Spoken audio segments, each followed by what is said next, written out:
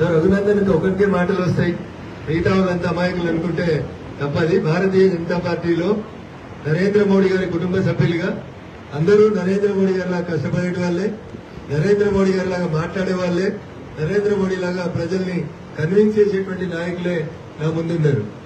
కర్తవ్యం మీ ముందు చాలా స్పష్టంగా కనబడతా ఉంది. ఏంది మన లక్ష్యమైంది? మన లక్ష్యమైంది జర కూలర్లు బంద్ చేయాలన్న మా వాళ్ళకి ఇనొత్తలేనటువంటి బాబు. కూలర్లు బంద్ చేస్తే జర ఎండ వేడి దాక్కుతుంది, కరెక్ట్ వినబడుతుంది. అప్పుడు ఏ లక్ష్యం కోసం ఇక్కడ కూర్చున్నాం మనం? అబ్కి బార్ వెనక కూలర్ పక్కన ఉన్నారు అంటలేరు, బంద్ చేయరు. కూలర్ బంద్ చేయి, మంచిగా చల్లగా తలలో పెట్టుకొని కూర్చుంటున్నట్టు కాదు. అబ్కి బార్ ఫిరేక్ బార్ నరేంద్ర మోడీ గారి నాయకత్వం, కమలం గుర్తుకే నరేంద్ర మోడీ గారి నాయకత్వం, కమలం గుర్తుకే అన్న. ఏంది నిద్రపోతున్నావా అంటారా? జై శ్రీరామ్, జై శ్రీరామ్. నరేంద్ర మోడీ గారు మొన్న పటాన్చెరుకు వచ్చిపోయారు. వచ్చిరా ఏం చెప్పారు? నాకైతే విశ్వాసం ఉంది, మూడోసారి ఈ దేశ ప్రధానిగా నరేంద్ర మోడీ గారు గెలవబోతున్నారు. డౌట్ ఉన్న వాళ్ళు జర చేతులు ఎత్తారు. నరేంద్ర మోడీ గారు మూడోసారి ప్రధానమంత్రి కారు అని ఎవరికైనా డౌట్ ఉందా? మరి అవుతాడని విశ్వాసం ఉందా? అవుతాడని విశ్వాసం ఉన్న చేతులు ఎత్తారు. కభయ్య ఆప్కు నయ్యే అయినా మోడీ గారు మూడోసారి ప్రధానమంత్రి అవుతారా? పక్కా అవుతారా? డౌటా? సూర్యుడు ఏ దిక్కున వస్తాడు? సూర్యుడు తూర్పుడు వస్తాడనేది ఎంత నిజమో నరేంద్ర మోడీ గారు మూడోసారి ప్రధానమంత్రి అవుతారనేది కూడా అంతే నిజమా? అంతే నిజం కదా. ఇప్పుడు మన ముందున్న లక్ష్యం ఏంటంటే మోడీ గారు మెదక్ పార్లమెంట్ అభ్యర్థిగా కాషాయం జెండా కప్పుకున్నాడు కావాలా, నిద్రపోయేటోడు కావాలా, కాళ్ళు మొక్కుడాడు, కబ్జాలు చేసినోడు, కబ్జాలు చేసి కాళ్ళు మొక్కి ఎమ్మెల్సీలు అయ్యేటోడు కావాలా, పైసలు ఇచ్చి జనాల్ని మోసం చేసినోడు కావాలా, జనం గుండె చప్పుడై నరేంద్ర మోడీ అడుగుజాడలలో నడుచుకోడు కావాలా? ఈ రెండే మనం ఆలోచించుకోవాలి. ఎవరు కావాలి? నరేంద్ర మోడీ గారి వారసులు కావాలి, నరేంద్ర మోడీ గారు అడుగుజాడలలో నడుచుకోవాలి కావాలి. కొంత 10 ఏళ్ళు మనం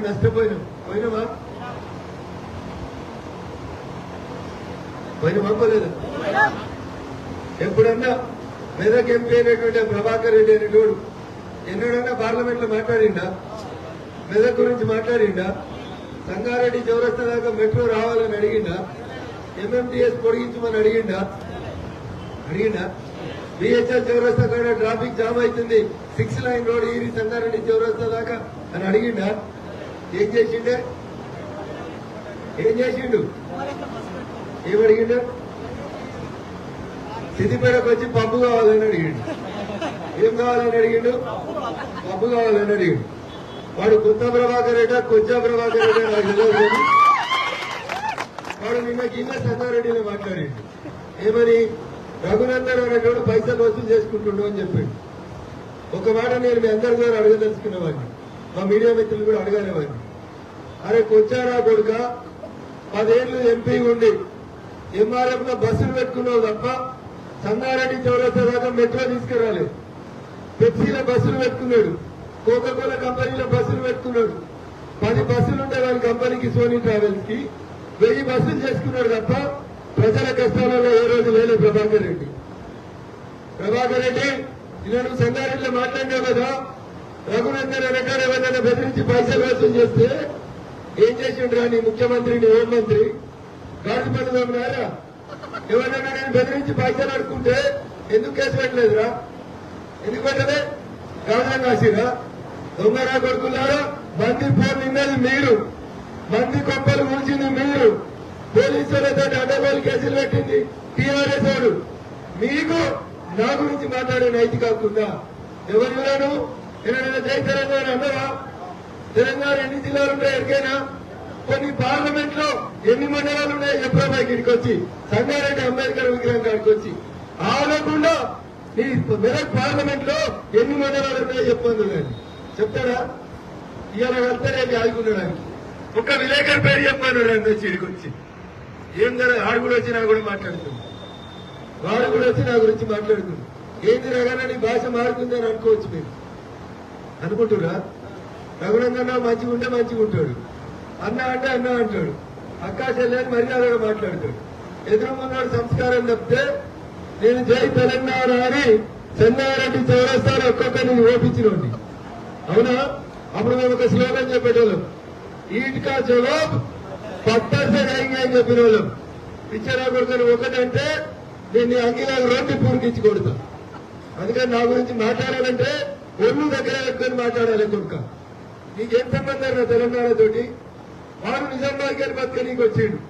ప్రభాకర్ రెడ్డి అనేటువంటి నిజామాబాద్ జిల్లా కామారెడ్డి నియోజకవర్గం. మెదక్ లేరురా, అసలు టికెట్ ఇచ్చేదానికి ఎవరు దొరకలేదు మీ కేసీఆర్ కి. ఇంకోటి అంటారు దూరం లెక్క పెరిగిండు హరీష్ గారు. వాటే జిల్లా కరీంనగర్ జిల్లా.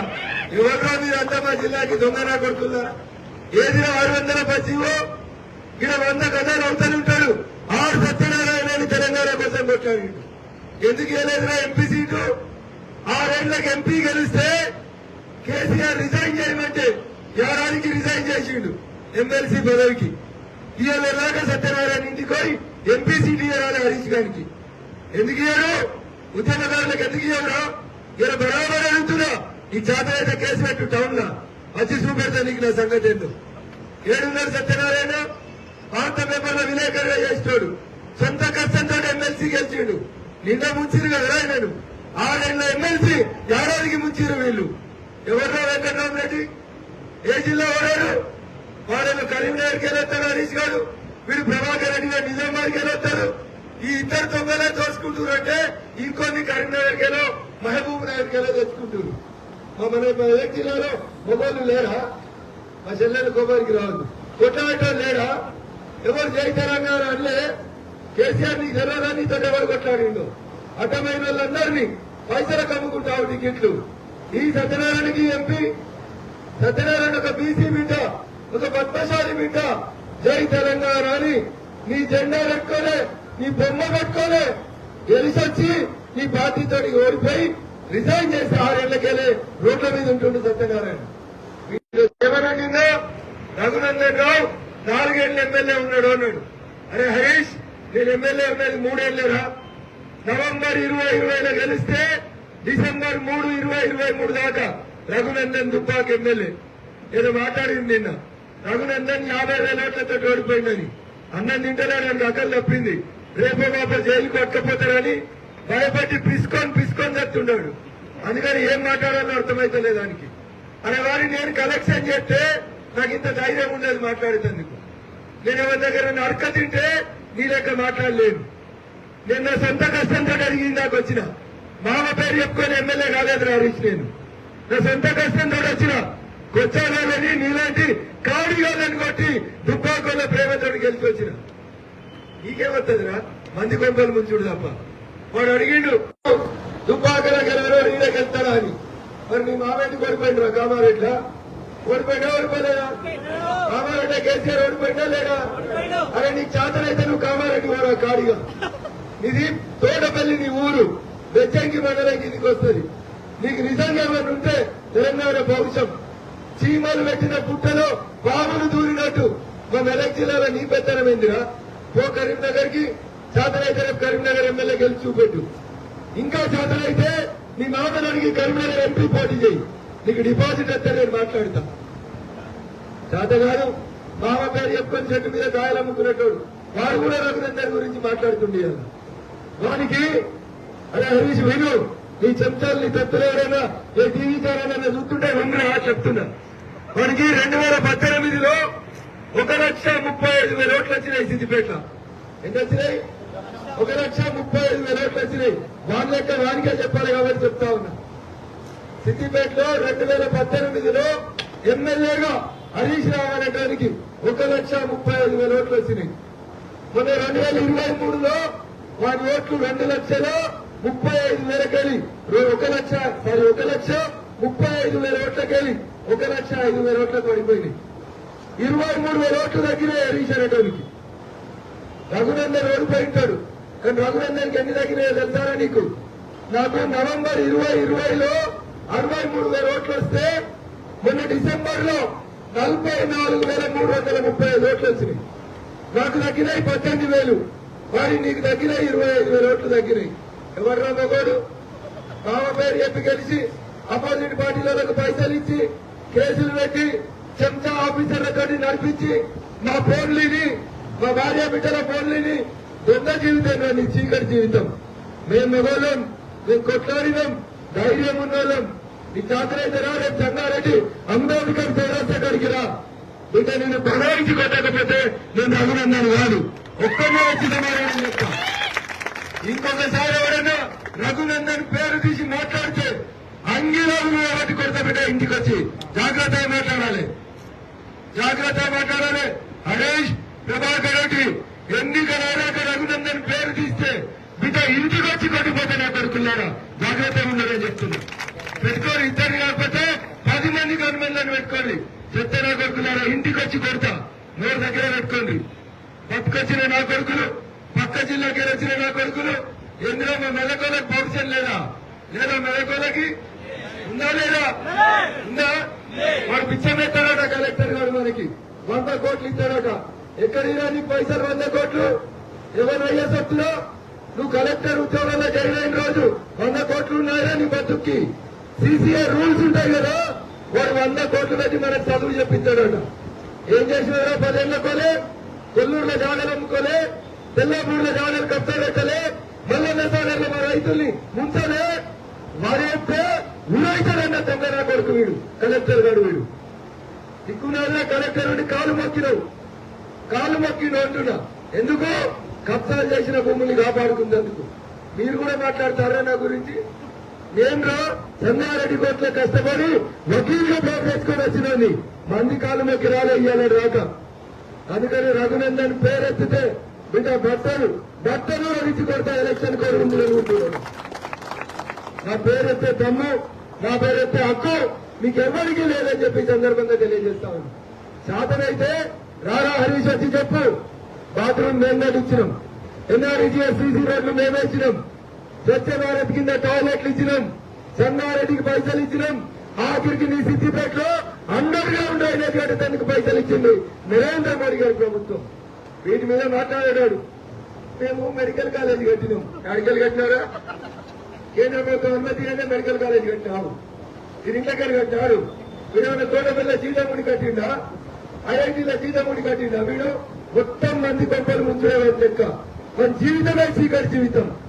అందుకని అడిగి చెప్తా ఉన్నా, నన్ను ఒక్కటన్నా అనుకో బిడ్డ, మొత్తం చరిత్రని రబ్బర్ చేతుల కాడికి వెళ్ళి సంగారెడ్డి బస్ స్టాండ్ కూడా పెడతాం. మా మీడియా మిత్రులకు కూడా చెప్తా ఉన్నా, నేను మర్యాదగా ఉంటాను. గీత దాటితే ఎవరిని కూడా వదిలిపెట్టాలని చెప్పురి, మంచిగా చెప్పురి, కొట్లాడకూరి రఘుతోటి అని చెప్పురి. నీ మామ ముఖ్యమంత్రి, నువ్వు మంత్రి ఉన్న రోజేనో నీ ఊరికి వచ్చి గీత గీసి ఏదైనా సినిమాలో బాలకృష్ణ చెప్తాడు, అరే నీ ఊరికొత్తా నీ ఇంటికొత్తా అని చెప్తాడు బాలకృష్ణ. గత దుబ్బాకకు వచ్చి నీ మామ ముఖ్యమంత్రి, నువ్వు మంత్రి ఉన్న రోజుగా నేను దుబ్బాకలో గెలిచిన. నువ్వు ఓడిపోయినా, ఎట్లా ఓడిపోయినా? వచ్చాన కొడుక నువ్వు ఇంటికో పోలీసాన్ని పెట్టి ఇంటికి 1000-2000 ఇచ్చి కాళ్ళు మొక్కి గెలిచిన వాళ్ళురా మీరు. తడిగుడ్డ లేసుకొని వైకుంఠపురం వచ్చి ప్రమాణం చేయి, నా కొడుక నేను పైసలు వంచలేదని. రా, నువ్వు వస్తావని ప్రభాకర్ రెడ్డి వస్తాడా? నీకు ప్రజలు ఓట్లేయలేదు, నీ పైసలు ఓట్లు కానీ గెలిచినావు నువ్వు. ఎందుకు నన్ను గెలుపుతావు? రిజైన్ చేయాలా? ఈ ప్రభాకర్ రెడ్డి చేయమని నువ్వు చేయి. నేను మాట్లాడితే తుపాకు వస్తే ఉరికిపిస్తాడు, తుపాకు వెళ్ళాలి. తుపాకు వస్తే వెంకటరామరెడ్డిని తెచ్చి ఎవరో వెంకటరామరెడ్డి చెప్తారు సంగారెడ్డి వాళ్ళకి. యాడుకున్నారా మీకు? మునగడ రింగు రోడ్డు పక్కన భూములు అమ్మిరా 100 కోట్లకు ఎకరం కొన్నారు. ఎంతకు 100 కోట్లకు ఎకరం. ఎన్ని ఎకరాలు కొన్నారు? 10 ఎకరాలు కొన్నాడు. ఎన్ని కొన్నాడు? ఎన్ని పైసలు? 1000 కోట్లు. ఎవరై పైసలు? ఇదే హరీష్ గాని, అదే ప్రభాకర్ రెడ్డి, అదే చంద్రశేఖర్ రావు అనే మూర్ఖులై. ఈ దొంగల పైసలన్నీ వాళ్ళ దగ్గర ఉన్నాయి. అందుకని దొంగ ఎప్పుడైనా గేట్ దాటిపోతాడేమో అని వాళ్ళు తెచ్చి దొడ్లో కట్టేసుకుంటుంది. వాడు 100 కోట్లు పెట్టాట, మెదక్ జిల్లాలో చదువు చెప్తాడట. మనం అడగాలి, 60 ఏళ్ల కదా నువ్వు రిటైర్ అయింది, మరి 60 ఏళ్లలో ఒక్క స్కూల్ అనే కట్టిండా సంగారెడ్డికి జాయింట్ కలెక్టర్ గా చేసిండు కదా తెలియదా? అప్పుడు ఎంతసేపు సత్తులేమో వచ్చిండు, మిమ్మల్ని నేను చూసిండు. ఇవాళ వచ్చాడ ఓట్లు అడుగుతాడట, 100 కోట్లు పెట్టి చదువు చెప్తాడట. ఎందుకడికి సామెత ఉండే, అమ్మ బతుకున్నప్పుడు అన్నం పెట్టలేదాడు, అమ్మ చచ్చిపోయినాక చిన్నమ్మని పిలిచాడ బంగారు గాజులు చేపిస్తాడట. అట్లున్నారు వెంకటరామరెడ్డి గారి చరిత్ర. కలెక్టర్ ఉన్న రోజు ఒక్క బడికి రాలే, స్కూల్లో టీచర్ రేపటి కట్టలేదు, 2 కళ్యాణ మండపాలు కట్టలేదు. ఇలా వచ్చి నేను ప్రజాసేవ చేస్తా. హరీష్ దేవుడు 100 కోట్లు ఇచ్చాడు కదా, మరి దేవుడు కాకపోతే ఏముంటాడు? దయ్యం అవుతాడా? ఈ వెంకటరామరెడ్డి అనేటువంటి వేసినటువంటి ఎంగిలి మెతుకులకు ఆశపడి నేను హరీష్ వెంకటరామరెడ్డి అనేటువంటి ఇచ్చిన ఎంగిలి మెతుకులకు ఆశపడి వాళ్ళ దగ్గర పైసలు తెచ్చుకుని వానికి బీఫామ్ ఇప్పించాడు. లేకపోతే ఇదే సంగారెడ్డిలో మన బీరయ్య యాదవ్ అని ఉంటాడు, ఇక్కడ ఆర్ సత్యనారాయణ అని ఉంటాడు. జరంత అవతలికి వచ్చి ఇంకా చాలా మంది ఊరు తెలంగాణ ఉద్యమకారులు. ఎందుకు వెళ్ళాలని పార్టీ మెదక్ నీ అడ్డా కదా, మెదక్ టీఆర్ఎస్ గెలుస్తుంది కదా, గెలిచేటప్పుడు గరీబానికి సీట్ ఎందుకు వెళ్ళేదో ఆడించినట్టు చెప్పాలి. ఇవాళ అమ్ముకుంటురా లేదా? బరాబర్ అమ్ముకుంటారు. అందుకని అమ్ముకునేటోడు, దోచుకునేటోడు, తెలంగాణ ప్రజల రక్తాన్ని జలగల్లాగా పీల్చేటోడు ఎవడంటే హరీష్ అనే ఎండబడుతుందా? ఏసీ ఎక్కువైందా? రవిశంకర్ సార్ వచ్చే పని చేద్దాం ఏసీ, అప్పుడు సార్ ఎన్నిస్తుంది. మనం సంగారెడ్డిలో నేను 2019లో కూడా ఎంపీగా పోటీ చేసిన, పార్టీ అవకాశం ఇచ్చింది. అప్పటికి ఇంతమంది లేరు, అప్పటికి ఎన్నిసార్లు రాలే నేను సంగారెడ్డికి, ఒక్కటేసారి వచ్చిపోయినా. ఎన్నిసార్లు వచ్చినా ఒక్కరోజు ప్రతిగాళ్ళు వచ్చి శిశు మందిర్ కాడికి వెళ్ళి మొదలుకొట్టే చౌరస్తా దాకా రోడ్ షో చేసిపోయినా. ఎన్ని ఓట్లు వచ్చినా ఎరికైనా అన్నా? 35,000 ఓట్లు వేసి. ఎన్ని వేసిరు? 35,000 ఓట్లు వచ్చినాయి రఘునందన్ కి సంగారెడ్డి అసెంబ్లీలో. ఎన్నడూ 2019 వచ్చినాయి. ఇక లేడున్నాం 2024 ఉన్నాం. అప్పటికి ఇప్పటికీ మోడీ గారి చరిష్మా మారిందా మారలేదా? భారతదేశం పేరు ప్రతిష్టలు పెరిగినాయా లేవా? ఆ రోజు 11వ స్థానంలో ఉన్న భారత ఆర్థిక వ్యవస్థని ఇక లేడికి వచ్చిన మోడీ గారు 5వ స్థానానికి వచ్చింది. రేపు 3వసారి గెలిపిస్తే 3వ స్థానానికి తీసుకొస్తా అని చెప్తున్నారు. ఎవరు? నరేంద్ర మోడీ మన నాయకుడు, భారతీయ జనతా పార్టీ నాయకుడు, మన ప్రధానమంత్రి. అంతేనా? ఈ ప్రధానమంత్రి కాదా? మన ప్రధానమంత్రి కదా? మీకు వేరే ప్రధానమంత్రి ఉందా? చంద్రశేఖరరావుకి ఏమైనా వేరే ప్రధానమంత్రి ఉందా? అసదుద్దీన్ ఓవైసీకి ఏమైనా వేరే ప్రధానమంత్రి ఉంటాడా? లేడు కదా. మన ప్రధానమంత్రి, మన గౌరవాన్ని పెంచిన ప్రధానమంత్రి. ఆబుదాబి పోయినా, ఆడిలైడ్ పోయినా, ఆస్ట్రేలియా పోయినా, అమెరికా పోయినా ఆయన ఇండియన్ అని గర్వంగా చెప్పుకునేలాగా మన జాతి 56 ఇంచులు పెంచారు.